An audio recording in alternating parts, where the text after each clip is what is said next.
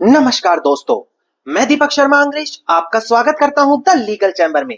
अब दोस्तों, आज की वीडियो में मैं एक ऐसा टॉपिक कवर करने वाला हूं और वो जो टॉपिक हम लेकर आए हैं उससे जुड़ी हुई ऑनरेबल सुप्रीम कोर्ट और ऑनरेबल हाई कोर्ट दोनों की जजमेंट आप लोगों के साथ शेयर करने वाले हैं। देखिए, अक्सर देखने को मिलता है कि कोई भी पारिवारिक संपत्ति यानी कि एक फैमिली प्रॉपर्टी जिसके अंदर एक व्यक्ति अपना हक त्याग करता है, हक त्याग जिसको इंग्लिश में रेलिंक्विशमेंट या रिलीज कहा जाता है। देखिए, आजकल देखने को मिलता है परिवार के अंदर बुआएं, बहनें या भाई भी अपना हिस्सा छोड़ देते हैं और जब एक व्यक्ति अपना हिस्सा छोड़ता है तो उनके पास तमाम तरह के दस्तावेज होते हैं जो उस दौरान बनाने पड़ते हैं।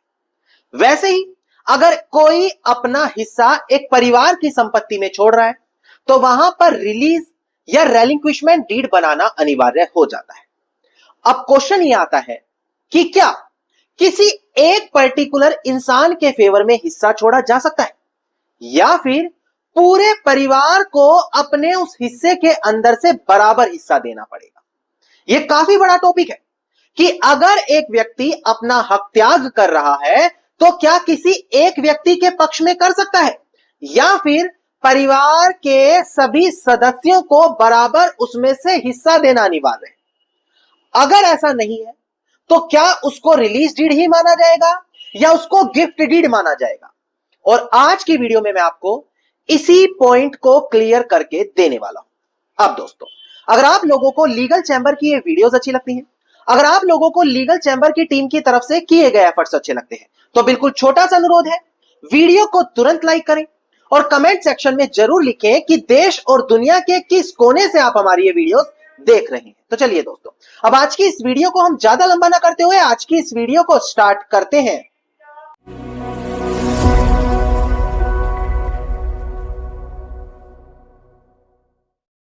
अब दोस्तों, सबसे पहले वीडियो के शुरुआत में मैं आपको क्लियर करूं कि चाहे किसी जमीन में हक त्याग करना हो, किसी जमीन को गिफ्ट करना हो, पारिवारिक जमीन का बंटवारा कराना हो, उसकी वसीयत करनी हो, उसके अंदर किसी और को हिस्सा देना हो, इन सभी चीज से जुड़ा एक कानून है जो चाहे तो हिंदू सक्सेशन एक्ट हो सकता है, इंडियन सक्सेशन एक्ट हो सकता है, ट्रांसफर ऑफ प्रॉपर्टी एक्ट हो सकता है और हर एक एक्ट पढ़ना हर किसी के लिए संभव नहीं होता।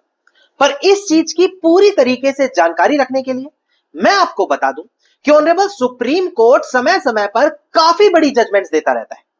वहां पर क्लैरिफाई किया जाता है कि कब किस कंडीशन में कौन सा दस्तावेज होना चाहिए और कब नहीं होना चाहिए। पर आप लोगों तक वो जजमेंट्स कभी आ ही नहीं पाती क्योंकि आपके पास ऐसा कोई प्लेटफॉर्म ही नहीं।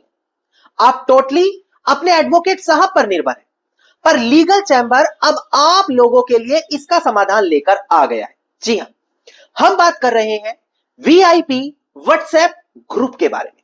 यह एक ऐसा व्हाट्सएप ग्रुप है जहां पर आपको हर एक latest judgement honourable supreme court की मिलने वाली है।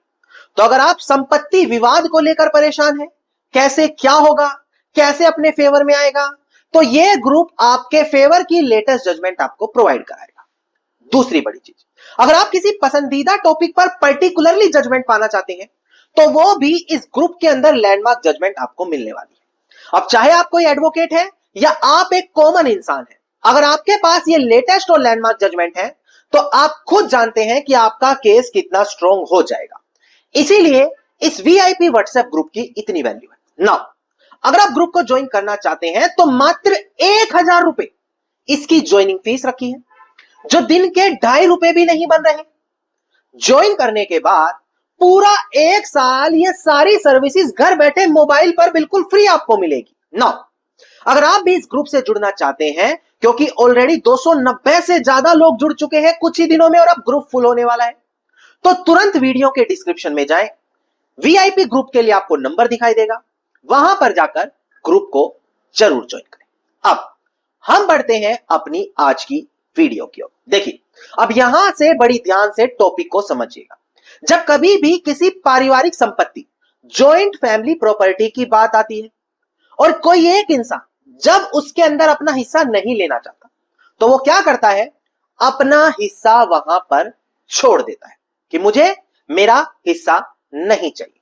अब दो चीजें अराइज होती है कि जब वो अपना हिस्सा वहां पर छोड़ रहा है तो जितने बाकी अन्य सदस्य हैं, क्या सभी के पक्ष में बराबर हिस्सा छोड़ा गया है, या फिर उन सभी सदस्यों में से किसी एक को ही सारा हिस्सा दे दिया गया और कहने को इसे रिलीज या रेलिंक्विशमेंट डीड बोला गया है। और यह आजकल हर जगह पर देखने को मिल रहा है कि बोला तो रेलिंक्विशमेंट डीड जा रहा है, पर किसी एक पर्टिकुलर इंसान को प्रॉपर्टी ट्रांसफर कर दी जा रही है। अब क्वेश्चन ये आता है, क्या इसे वैलिड बोला जाएगा या कानून की नजर में वॉइड माना जाएगा? देखिए, इसके लिए मैं आपको बताऊं, अगर आप ट्रांसफर ऑफ प्रॉपर्टी एक्ट का सेक्शन 122 पढ़े तो वो आपको गिफ्ट के बारे में बताता है कि किसको गिफ्ट डीड बोला जाएगा। गिफ्ट डीड बेसिकली क्या होता है, जिस प्रॉपर्टी में आपका अधिकार है आप उसको बतौर तोहफे की तरीके से, गिफ्ट की तरीके से किसी दूसरे इंसान को दे देते हैं, किसी पर्टिकुलर इंसान को दे देते हैं, और वहां पर बदले में कंसीडरेशन नहीं होना चाहिए, बदले में पैसों का लेन देन या किसी दूसरी प्रकार का लेन देन ना हुआ हो। अगर ऐसा है तो वो डॉक्यूमेंट्स प्रॉपर गिफ्ट डीड माना जाएगा। अब आपके केस में भी तो यही हो रहा है, परिवार की एक जमीन है, एक इंसान अपना हिस्सा किसी दूसरे इंसान को दे रहा है और वहां पर बदले में कुछ नहीं ले रहा, तो क्या इसको अब रिलीज डीड कहना ठीक रहेगा या इसको गिफ्ट डीड कहना ठीक रहेगा? अब यह चीज बड़ी ध्यान से आपको समझनी थी। अब इसको डिस्प्ले पर देखकर ध्यान दीजिए, मैं कुछ जजमेंट है उसके साथ आपको क्लियर करूं तो ज्यादा बेहतर तरीके से समझ में आएगा। देखिएगा दोस्तों डिस्प्ले पर, देखिए केस लो है ऑनरेबल दिल्ली हाई कोर्ट का 20 मई 2020 का केस लो है, तृप्ता कौशिक एंड अदर्स वर्सेस सब रजिस्ट्रार 2720/2020 DLT 36, इसका साइटेशन नंबर है।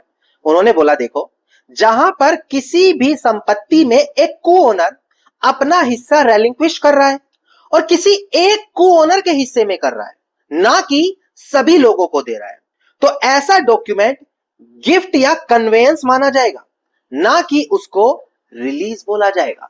यानी कि हम उसको रिलीज डीड नहीं कह सकते कि उसको रिलीज कर दिया, हक छोड़ दिया।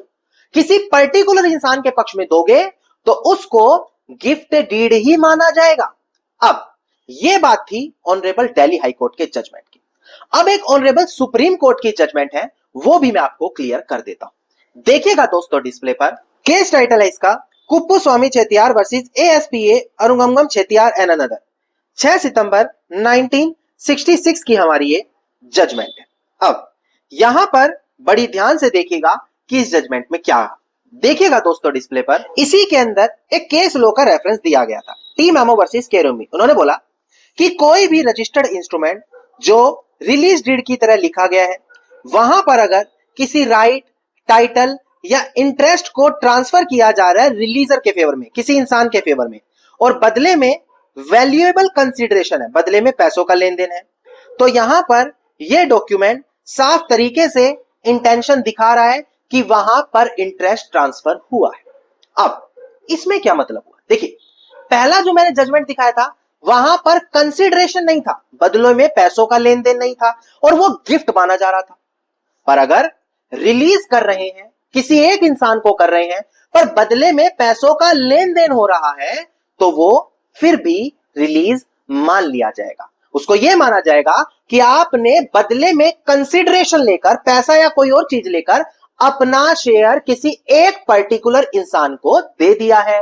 अब इसी जजमेंट में थोड़ा सा और डीपली आपको समझाऊं, डिस्प्ले पर देखिएगा, ये जो प्रेजेंट केस था, यहां पर जो रिलीज किया गया था बिना कंसीडरेशन के किया गया था, और प्रॉपर्टी ऐसा नहीं है ट्रांसफर नहीं की जा सकती, की जा सकती है बिना कंसीडरेशन के, पर उसको गिफ्ट डीड बोला जाता है section 123 transfer of property act के अंदर।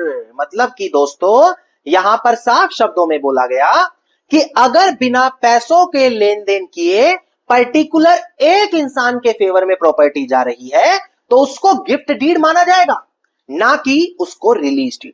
अगर आप किसी पर्टिकुलर एक इंसान को देना चाह रहे हैं, वैलिड ट्रांसफर कानूनी तरीके से कराना चाह रहे हैं, तो कंसीडरेशन जरूर रखें वहां पर, और डॉक्यूमेंट को रजिस्ट्रेशन एक्ट 1908 के सेक्शन 17 के तहत रजिस्टर्ड जरूर कराएं, या फिर हक त्याग सभी लोगों के पक्ष में बिल्कुल बराबर छोड़ दे, किसी एक इंसान के पक्ष में ना करें। अगर किसी एक इंसान के पक्ष में है और कोई कंसीडरेशन वहां पर नहीं है तो उसको टीपीए के तहत, ट्रांसफर ऑफ प्रॉपर्टी एक्ट के तहत गिफ्ट डीड कंसीडर किया जाएगा। और अक्सर ध्यान दीजिएगा, गिफ्ट डीड में जो स्टैंप ड्यूटी पेश की जाती है वो ज्यादा होती है, रिलीज डीड में कम होती है। तो यह कंसीडर होगा कि स्टैंप ड्यूटी चुराने के लिए, कम स्टैंप ड्यूटी देने के लिए डॉक्यूमेंट में छेड़खानी की है। कल को खतरा यह हो सकता है कि स्टैंप एक्ट सेक्शन 35 क्लोज ए आपको दिक्कत करे, उस डॉक्यूमेंट को एक्सेप्ट ना होना दे, या डेफिशिएंसी लगाकर उसमें आपको पेनल्टी पे करनी पड़े, या कल को आपका डॉक्यूमेंट ही वॉइड ना हो जाए। तो यह सावधानी बरतनी जरूरी है, तभी आप किसी भी स्टेप में सही तरीके से कोई काम कर सकेंगे। धन्यवाद दोस्तों। उम्मीद करता हूं वीडियो में मिली जानकारी आप लोगों के लिए बेहद ज्यादा लाभदायक साबित होगी। वीडियो में मिली जानकारी अगर आपको अच्छी लगी तो वीडियो को लाइक, शेयर और कमेंट जरूर कीजिएगा। अगर वीडियो में बताई गई जजमेंट या किसी और टॉपिक पर जजमेंट पाना चाहते हैं तो वीडियो के डिस्क्रिप्शन में वीआईपी ग्रुप का नंबर है, वहां पर जाकर वीआईपी ग्रुप जरूर ज्वाइन करें।